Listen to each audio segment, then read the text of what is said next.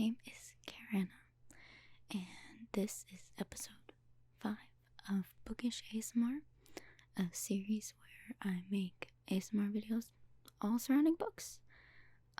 Today's video is going to be more laid back and chill, and I'm just going to be going through, like the recent books that I've read and letting you know what I thought about them. So, yeah, and whether or not I recommend them or not. Hope you enjoy. So I'm just gonna pull up my my handy dandy story graph, which I talked about in not the last episode, but the episode before that. I think I'm getting them mixed up, but anyway, so we're gonna go to my profile. So the last book that I read was kind of recent. I read it on my flight back from my Thanksgiving break, and I really hope I'm pronouncing these names right, but it's Hani and Ishu's Guide to Fake Dating.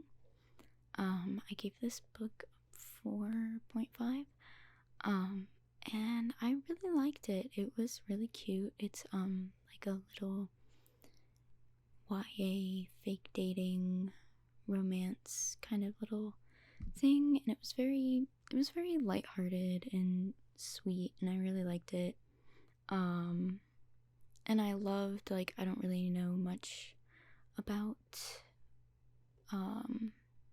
the cultures that, like, the two main characters were Bengali, and one of them was Muslim, and so it was really cool. Yeah. And then the other most recent thing that I have read was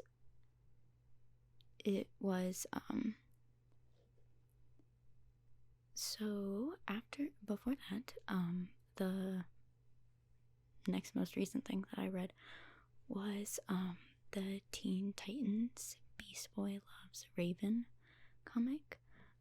It's the third in, like, the series or whatever. I really like these comics because I was a big Teen Titans fan, especially, like, Raven. And it was really cool. It was nice and short. I was able to read it pretty quickly. Yeah, the art style is really cool. I gave it like a 3.5 because it was like okay. And then one of the next thing on the list is this comic called Cody. I rated this one actually like a 5-star. It was really sweet. The art style was really beautiful. It's about this kid who kind of feels like on the outside and makes friends with a bear, and then everyone's like, no, you can't be friends with them, it's a bear, they're gonna kill you. And it's actually really sweet and really nice. So yeah, really liked that one. This is one thing that I was reading during, like, Halloween time. This makes it seem like all I read is comics. I do read comics sometimes, but I don't read them majority. But I've just been really busy with school, so these are like all the most recent things. I read this comic called Mooncakes. It was pretty good. Loved the queer representation in it. It was very sweet, very cool, like fantasy kind of. It was a good one to read, like, during Halloween. And yeah, overall pretty good. It's pretty fast paced and adventurous.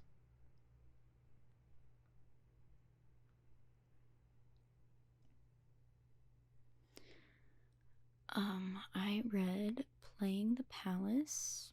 I gave it a 3.75. This is like, so this book was compared to Red, White, and Royal Blue, which is like really insanely popular on TikTok. But I honestly didn't like think that the books were too similar, other than the fact that they like both involved dating the prince or whatever. They were pretty not similar, and it was okay. It wasn't my favorite thing. It was, it was kind of slow, but it wasn't like awful. You know what I mean? Like, but if you're looking for Red, White, and Royal Blue, I don't I wouldn't go into this book expecting that, because it's very different. So I would not read it for that reason. I finished the last book of the Carry On series. The last book was Anyway the Wind Blows. It was really, really long. I rated it the 3.75.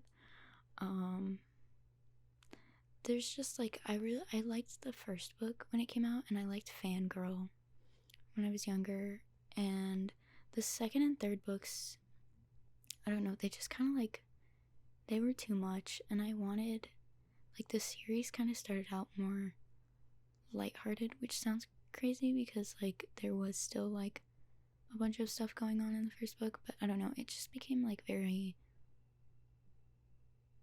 drama filled, I want to say, later on in the series, and I don't know. So like I liked it, but not necessarily like as like an ending, maybe. I don't know.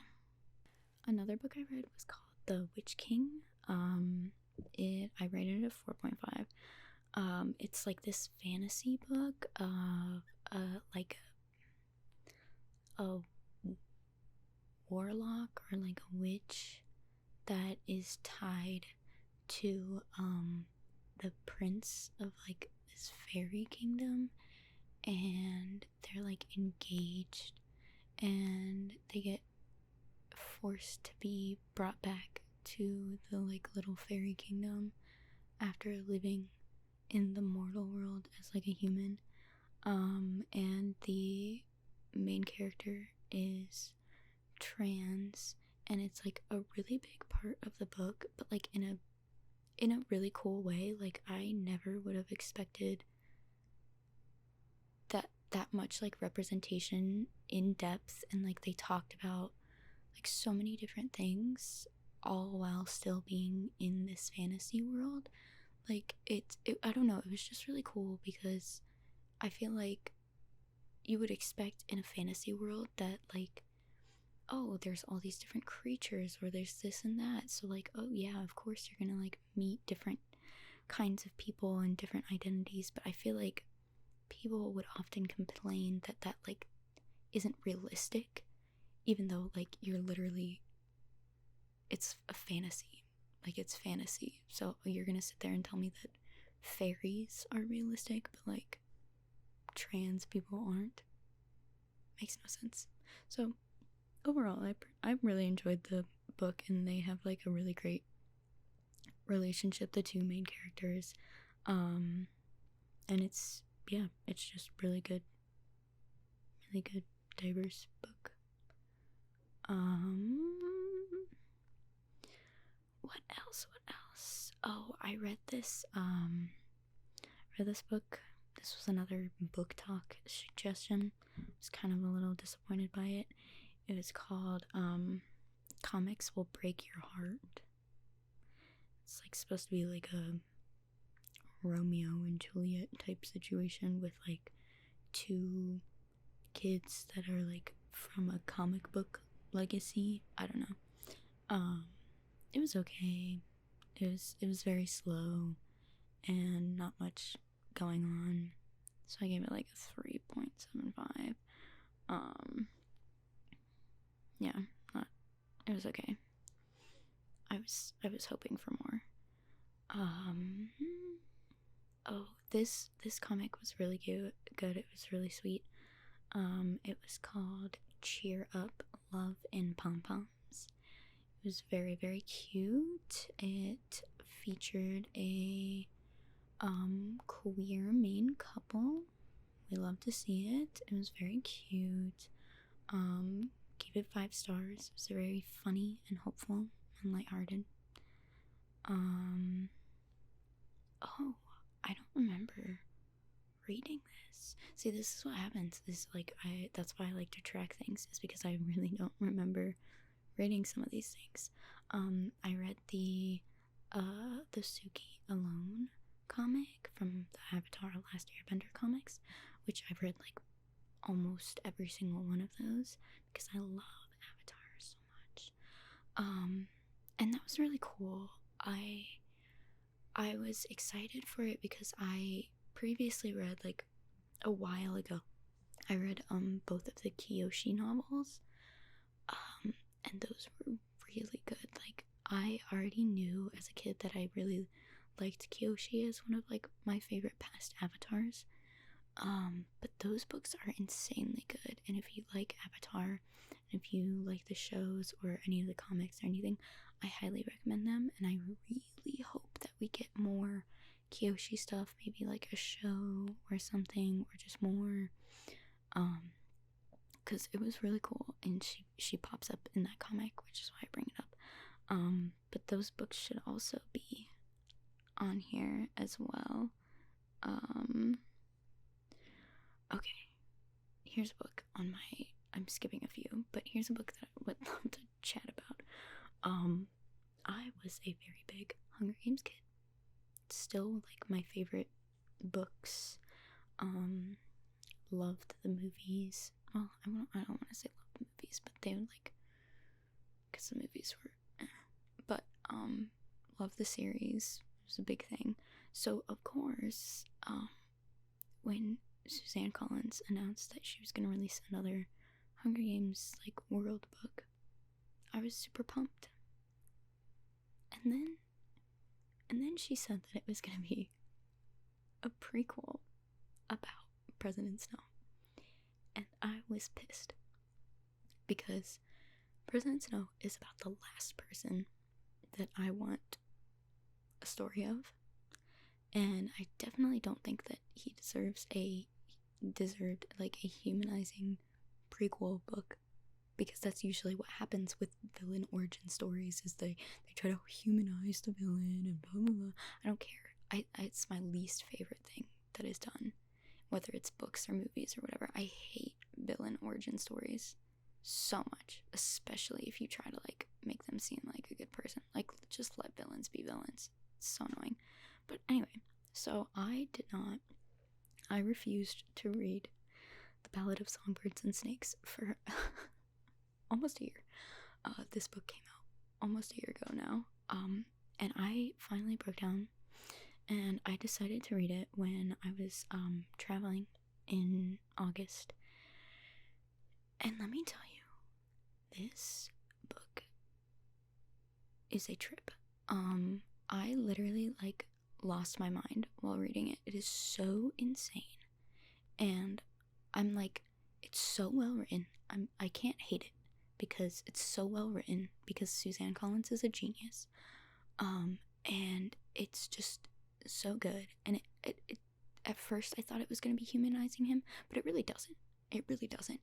And you kind of like especially like the last 2 chapters, I sat there reading it like this. I was like, it's insane, and I really wish people would read it so I can have someone to talk about it with, because I just, so much goes down, and like we learn so much about the history of the games and the history of everything, and how much of an effect he had on the games and to turning them what like we knew them as. And it's wild. So yeah, I really want to reread it, because I'm still at a loss of how he infuriating and so good at the same time. And I hate her for it because I wish I would love literally anything. I would love a Haymitch prequel. I would love a Mags prequel.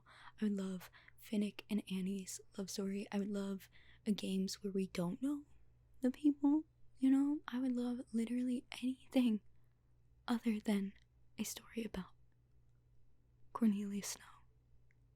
And yet, she did it. And she got me.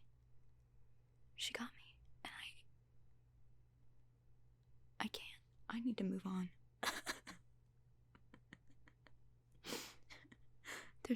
There's my ramble for the video. Here's a hot take. Another I'm finding I don't know why I remain on Book Talk for recommendations when the majority of Book Talk books I don't actually like. I feel like every Book Talk book I've brought up in this video so far, I feel I've been like, well, and this next book, yeah, The Song of Achilles. I'm sorry.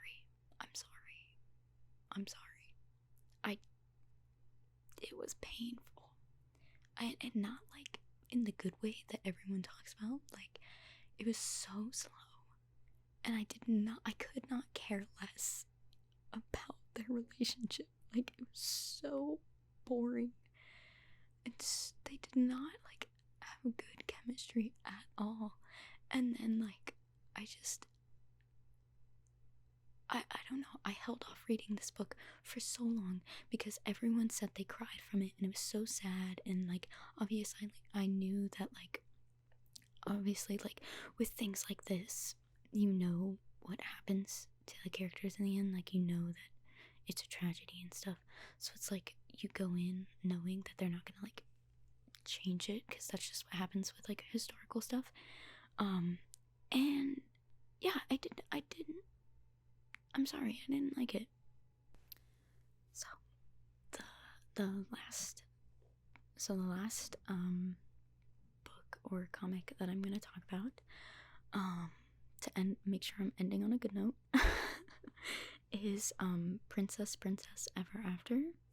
This was a children's like comic. It's very, very sweet. It's really, really cute. It's about two princesses that fall in love and save each other basically, and it's really, really cute, and I really, really loved it. And not just because one of the main characters looks like me. So yeah, it was very, very sweet, and now I think I want to reread it. So yeah, anyway, I hope you enjoyed this little review ramble, and have enjoyed Bookish ASMR. Let me know if there's other episodes you would like me to add to the series, any readings you want to do, or any other things relating to books that you might like. And yeah, hope you have a great rest of your day or night. See you next time.